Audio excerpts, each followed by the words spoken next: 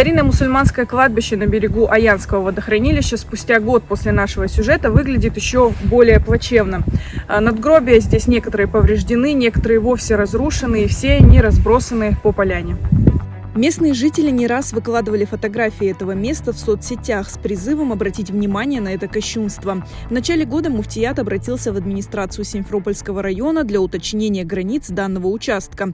Кладбище обещали передать под охрану, оградить и установить здесь информационный стенд. Работы обещали закончить к Ораза-Байраму, который отмечался в начале мая, но этого не сделано до сих пор.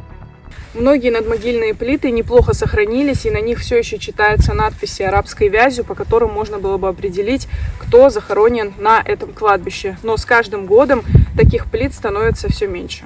В траве среди деревьев можно найти десятки плит. Среди них есть просто камни без надписей, а есть башташи с хорошо сохранившейся арабской вязью, узорами и навершиями.